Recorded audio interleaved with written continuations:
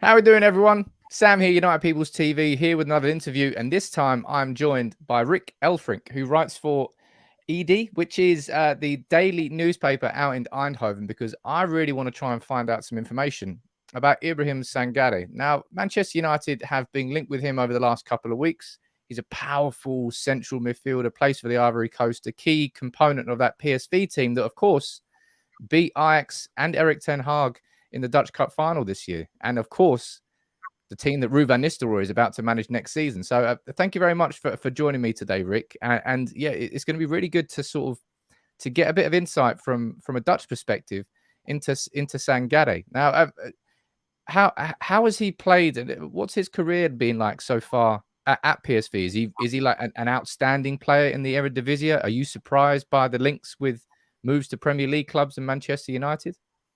No, totally not. He's, I think, one of the best players in the Dutch league, which is quite remarkable because, yeah, we in Holland we have a kind of culture that we always look how players behave in ball possession, and I think his qualities are not his best qualities are in the game against the ball.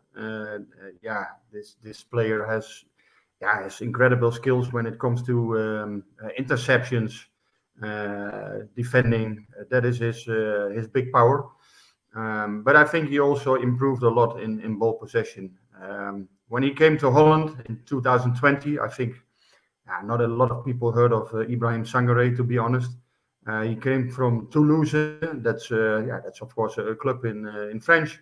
I think they finished then 20th in the first league, the Ligue 1. So yeah, it was of course a player who was not really known, and yeah, in his first months there was of course he needed some time to adapt because yeah, the Dutch game, what I said, yeah, a lot of people here look at how players behave in ball possession. Yeah, then he was a little bit unlucky because he made, I think, one or two mistakes. Yeah, and then PSV conceded a goal because of that. So there was some criticism, but I think, yeah, when you looked through that, he was not as bad as people then said. He was already a good player then, and yeah, he improves this season. Yeah, I would not say incredible because last year he was already a good player, but this year I think he was one of the best players in the league. And only the period after the Africa Cup in January, yeah, he had some problems. He was a little bit tired, I think, then because yeah, he played a lot of games, and yeah, he didn't get a lot of rest after the Africa Cup. I think he only got 2 or 3 days rest, and then he played a game again. So yeah, then he had a kind of difficult period. But I think after that he recovered, and what you said already in the cup final and in the end of the season he was important for PSV. And are you? Can you offer us any insight into the links from Manchester United? Have you heard anything from the Eindhoven side of things as to whether we're actually approaching the club? Because there's been reports that he's got a release clause in the region of around about 37 million euros, if I'm correct. And he's also talked previously about dreaming. I don't know if it's actually whether it's come out of his mouth or not, that he dreams of playing for the Premier League. You know, what have you heard from the Eindhoven side of things? Are PSV going to be looking to sell him this summer? Well, to be honest, they try to keep him because yeah, Ruud van Nistelrooy became the new manager of PSV, and yeah, they try to keep him, of course, because he's a key player. I think he and Cody Gakpo, yeah, are the players that could go to Premier League this summer. Yeah, in the case of Ibrahim Sangare, indeed there is a release fee of 37 million euros. So that's a lot of money, but yeah, for a Premier League club, it's not that much. It's an average. I think it's average money in England when it comes to a transfer.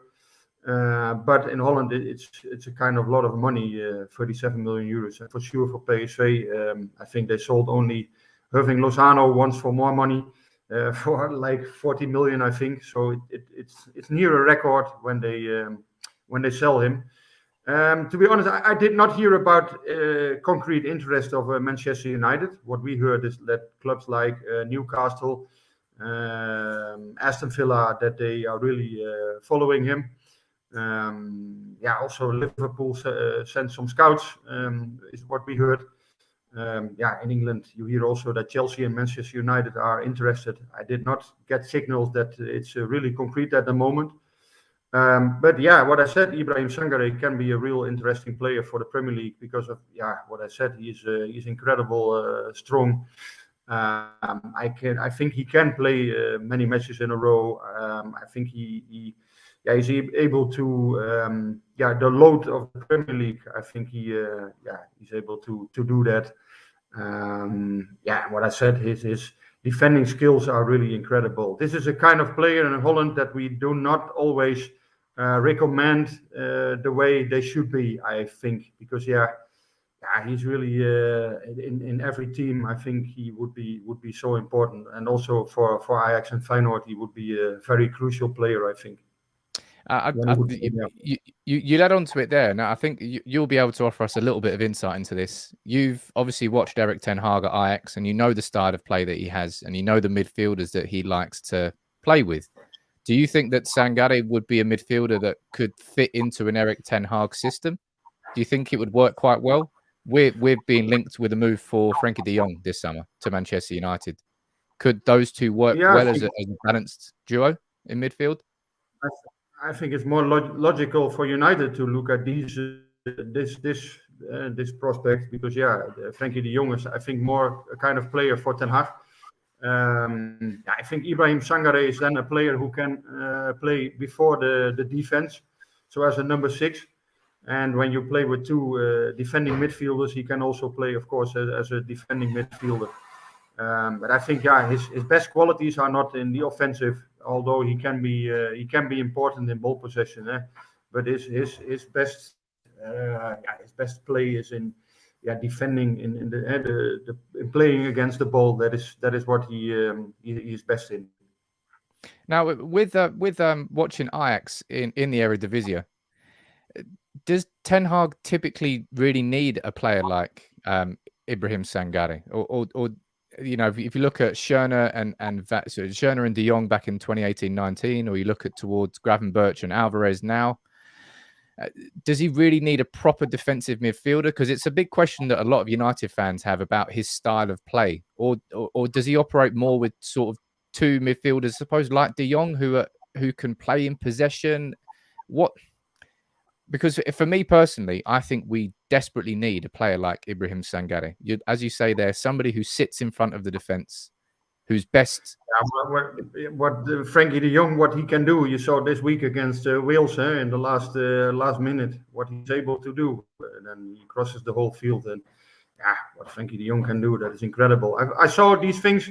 I saw them 2 or 3 times from Ibrahim Sangare also this season, that he crosses the whole pitch. So he's able to do that. I think he still has the possibility to grow. Ibrahim Sangare, I think, when you come from Toulouse to PSV, that is a big step. And I think he adapted really well. And he's still a young player. He's 24, so I think there is a lot of space to improve in the coming years. If United needs him, to be honest, for me it's very difficult to say when you have the choice between Frenkie de Jong and Ibrahim Sangare. Of course, I think then Frenkie de Jong is a more logical name for United.